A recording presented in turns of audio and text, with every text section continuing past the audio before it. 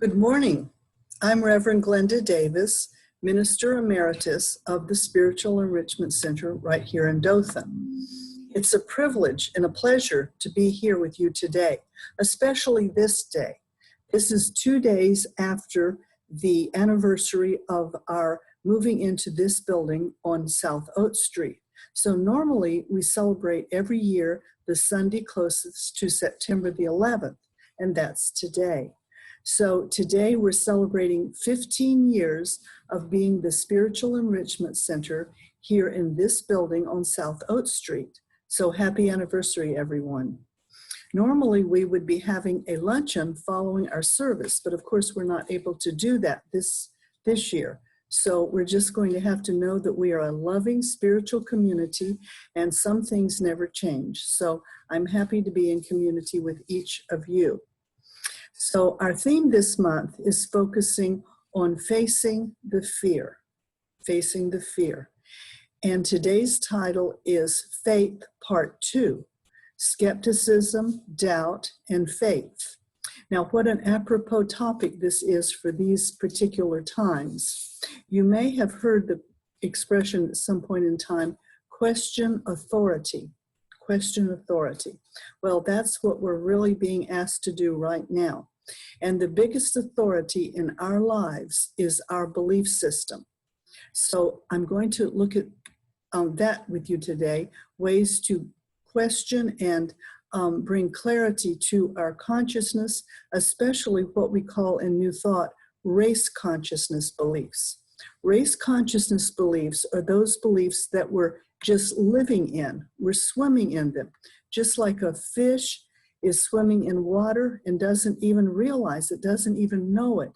We have been swimming in some beliefs that we have not even been aware of. And right now, we're being challenged to heal those beliefs. Now, let me preface this by saying that we are not to blame. We did not create these beliefs. We didn't cause them, but we do have the responsibility of healing them. And the belief that I'm most specifically speaking of is that systemic belief in racism that we live in. Now, it's hard work to question the authority that we've been told through the years. And it's especially hard work when people that we love have told it to us. But right now, people are waking up in droves and beginning to do this work. And it's making a difference in our country and in our world.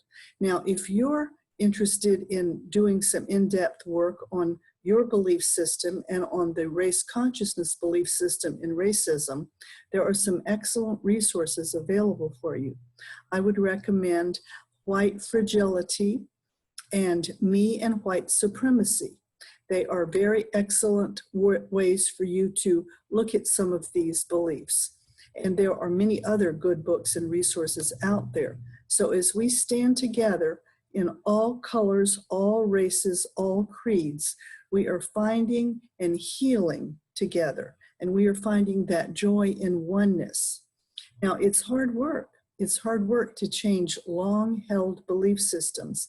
And many people are just feeling like they're too comfortable and they don't care to do that. But it doesn't work anymore. And we have to take responsibility for healing it. So it has created a divide in our country and even in our world. And now's the time that we can heal that. So this is the time, and we are the people for doing this work of healing that is coming up to be healed. This idea of something coming up to be healed was graphically illustrated to me recently when we needed to have our carpets cleaned. Now, I am a very visual person. Those of you who have heard me speak in the past or who know me know that I sometimes need you to draw a picture for me. So this example came up and I thought of it as the universe's way of drawing a picture for me. Our carpets needed cleaning and we engaged our carpet cleaner, Jerry, to come out and clean them. Now, I pointed out to him that in my office, there was a large, dark coffee stain in my carpet where I had had an accident.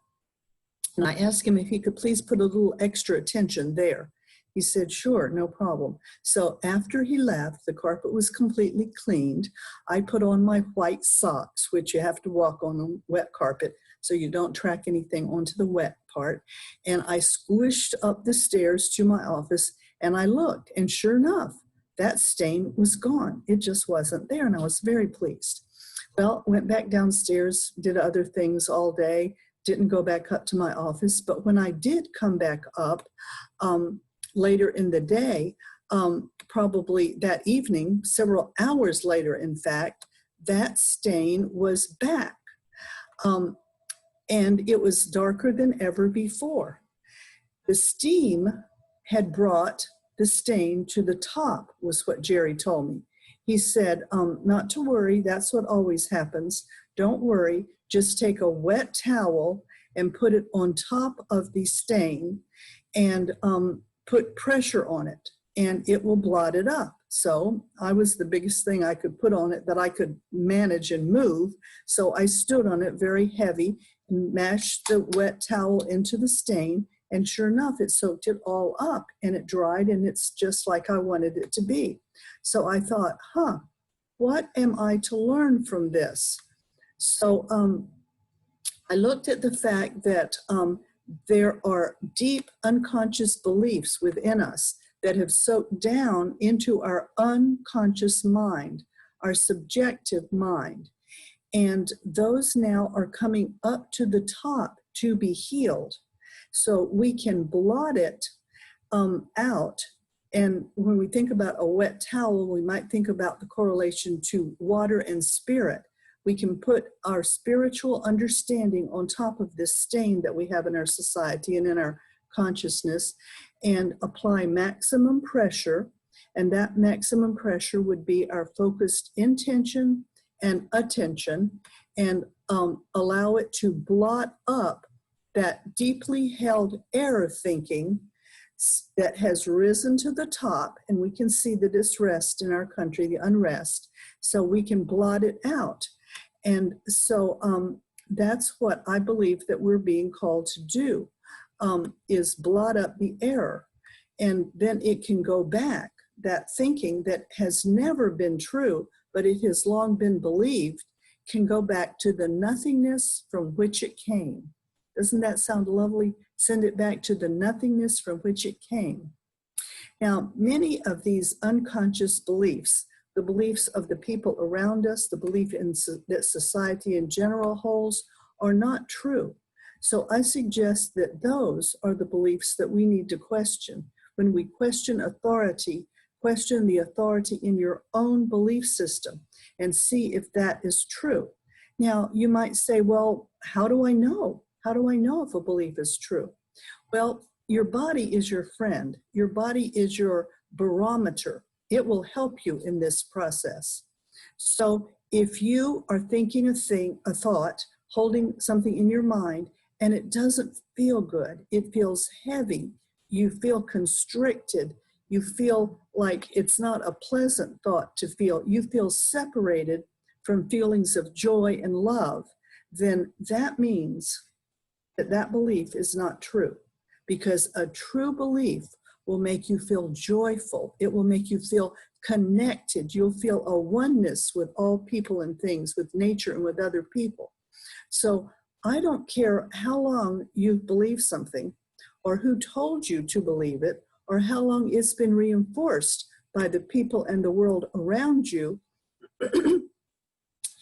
If it doesn't feel right in you, if it doesn't make you feel expanded and warm and connected to life around you, it simply isn't true.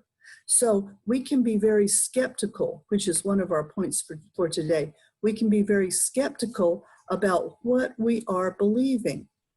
And what we have rumbling around in our minds, we can doubt the validity of anything that causes us fear. So in rejecting our fears, we are turning and building our faith. It's our faith that reinforces those feelings of being connected with love, with well-being, with a kind, warm regard for the life around us. So as we're looking at things with a skeptical mind, questioning any old authorities in our mind, and looking for the connections that make us feel the oneness of life, we are in turn building our faith. And that's what we want to be doing, is building our faith during this time. So it's our faith that reinforces our feelings of love and warm regard. Now, lately, I have been acutely aware of this divide in my consciousness. On the one hand is my faith, and the other hand is fear. And I can have a warm connection with life, gratitude for all that's around me, and then in the twinkling of an eye, in just an instant, I can have another thought and I can fall into this hole, this chasm of doubt, of fear, of skepticism. And so I see my work as a spiritual being is to heal this schism and to abide in the faith that I know is the real truth of my being and my experience. Now, I don't think that my experience is unique. I think many of you are having the same experience. As I look around, as I talk to some of you, as I make connections, as I listen to what people are saying about their own lives, it seems to be a universal challenge for us right here during this time. I had a graphic illustration to this point recently. Now, I already told you I'm a very visual person. So often Spirit has to get out the crayons and draw me a picture and even color it so that I can get it. But I do get it eventually. So most recently, I was preparing some food. I had a little paring knife, a sharp little paring knife, and I was scooping something out. I was doing it very intently, very focused. And in my intensity, the knife slipped and it sliced into my hand. So I looked down at my hand, and to my horror, I saw that the skin had separated. It had separated pretty deep down, and I was looking right into a bloody opening. Now, I won't go into it more, but let me just say that it was a little, a little shocking. So I knew that my hand needed some help. Those two sides of my hand that were separated needed to be drawn back together so that they could heal. So I took a little bit of antibiotic ointment and put on the opening and pulled them together with a tight Band-Aid and left it like that so that they could do the work of healing. And it did. It did what it naturally does. It healed nicely, and my hand is stronger and better than before. So being a metaphysician, being the metaphysician that I am and that I would say you are, I saw that this was also happening in my consciousness and in the world around me too. My consciousness was feeling a split or a separation between faith on one hand and fear on the other. And the healing that needed to take place could only come when the antibiotic of love and prayers and compassion and empathy was applied, and those two parts were held together tightly while healing takes place. Now, that healing together tightly is the time that I spend in meditation, in the contemplation of Spirit, in mindfulness, in gratitude, in looking around and feeling the oneness. That's what creates that pulling together of those diverse parts of me. And when that faith binds me together tight enough and long enough, the healing happens. That new growth is stronger than before. So that's what a scar does. So we're having an opportunity right now to pull together diverse areas of consciousness, diverse ways of seeing things, and applying love, forgiveness, empathy, compassion, goodwill, holding it together with our focus and concentration and allowing that to heal. That is our big work right now. So we are applying that balm of love, that balm of prayer, and lots of compassion and forgiveness. So my invitation to you today, my New Thought altar call, if you will, is to see two things. First of all, using my first example, what is coming up in your life to be healed? What attitudes, what thoughts, what old ideas have risen to the top and are no longer comfortable. They just aren't feeling right to you. What is showing up bigger than ever before? Now's the time, and we are the people. People all over are healing. They're healing relationships. They're healing addictions. They're starting new careers. They're releasing materialistic thinking. They're finding joy and simplicity and enjoying the quiet as never before. People are healing in amazing ways. They're realizing what is really important to them, and through creativity, they're finding new ways to bring it forth in their lives. So those are some of the gifts that we can find in this time. So I want to ask you a question. Are you finding your gifts? Are you finding your gifts? Are you grateful for what you have been able to find and grow and enjoy during this time? Or are you still walking around kicking rocks because some things have changed and you can't do what you used to do right now? That's a personal inventory that you can ask yourself. So my second invitation today, my first one is to see what's coming up to be healed. My second invitation is to see where this split is in your consciousness, this split between faith and fear. You can bind it together. You can apply that love, gratitude, forgiveness, and empathy, and you can come out stronger at the place of the wound than ever before. So what is it that is creating that schism? Is it your judgments? Is it watching too much news and getting too much negative input?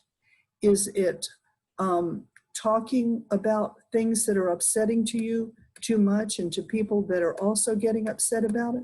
The choice is ours. We have a choice right now. So when we look back in the future, maybe talking to our kids or our grandkids sometimes, and we're comparing notes and say, well, what did you do in 2020? Well, besides saying I washed my hands and wore a mask, you can look back and say, that was the best time in my life. I grew more than ever before. It was wonderful. I am so grateful. So I'd like to leave you with a 4-line prayer that's been very helpful to me. Some of you are familiar with it and even use it already, and maybe this will be a little reminder to get it out and dust it off again. The prayer is something that I use when I'm faced with a situation or encountering a person who is upsetting to me, and I'm left from that encounter feeling wounded. So the prayer has 4 lines, and it's simply this: I'm sorry. Please forgive me. I love you. Thank you. So this is all there is to it. You can say it in any order. Doesn't matter. I'm going to repeat it. I'm sorry. Please forgive me. I love you. Thank you. This is a Hawaiian blessing, and that prayer could be a whole lesson in itself. And someone asked me when I introduced them to it, but what am I apologizing for? Well, we're apologizing for seeing any person or situation as less than the complete truth about them. It's very freeing and healing, so try it. You might like it. You know, it certainly benefits me, and it's a good one to have in your toolkit. So, love and blessings to you all. Happy anniversary to everyone. And let's close with a prayer. Divine Spirit, I am grateful for this time together this morning and for the loving, supportive community that we have built together. I'm grateful for 15 wonderful years of growing together. I bless each one of us and our beloved spiritual director, Audrey Scott Williams, during this time of rest and renewal.